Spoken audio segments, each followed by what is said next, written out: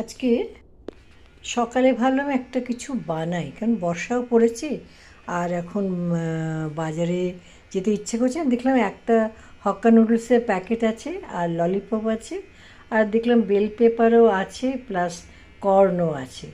তো তাহলে ভাবলাম যে এই হক্কা নুডলসটা আমি ললিপপ দিয়ে বানাই। হ্যাঁ, তো প্রোটিনটাও গেল, আর একটু মুখরোচকও হলো, আর বেশি সময় সাপেক্ষও নয়। দেখুন, এই প্রিপারেশনটা যদি আপনি হোটেলে খান না, আপনাকে কিন্তু অনেকটা খরচা করতে হবে।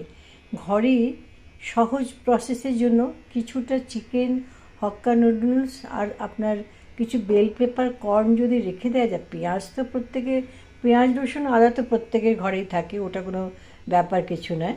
তাহলে কিন্তু অনেক কিছু নিজের মাথা খাটিয়ে বানানো যায়।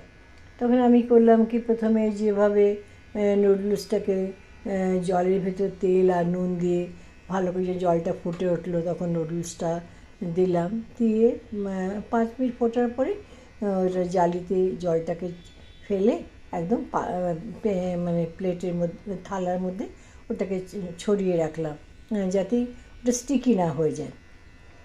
এবার ললিপপটাকে আমি করলাম কি, একটুখানি জাস্ট কুকারের বাটিতে না একটা স্টিম দিয়ে নিলাম উইথ লসুন আর আদরক আর ব্ল্যাক পেপার দিয়ে।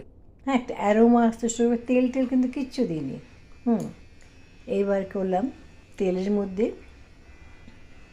রসুন, আদা, কাঁচা লঙ্কা দিলে ভালো হতো, আমি কিন্তু গোলমরিচটা ইউজ করলাম।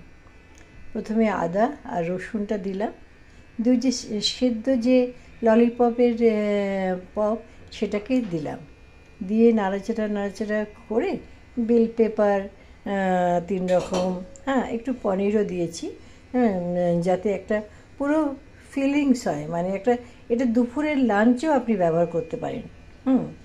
আর তার সাথে কর্ন টর্ন যা যা ছিল সমস্ত দিয়ে করলাম। আর অন্যদিকে এই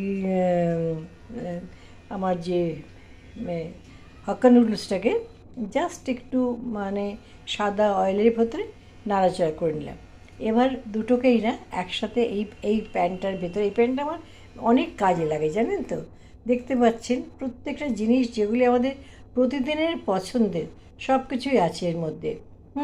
তাহলে মিল হিসাবেও খাওয়া যেতে পারে, ব্রেকফাস্ট হিসাবেও খাওয়া যেতে পারে, রাতের ডিনার, যারা একটু তাড়াতাড়ি ডিনার করে, বেশি রাত হলে হবে না, 6টার মধ্যে অনেকে আজকাল ডিনার করে সূর্য অস্ত যাওয়ার আগে, তাদের জন্য এটা। কারণ প্রোটিন তো 3বার করে খেতে বলছে, তো আমরা এমনি করে একটু একটু প্রোটিন কিন্তু 3বারে ভাগ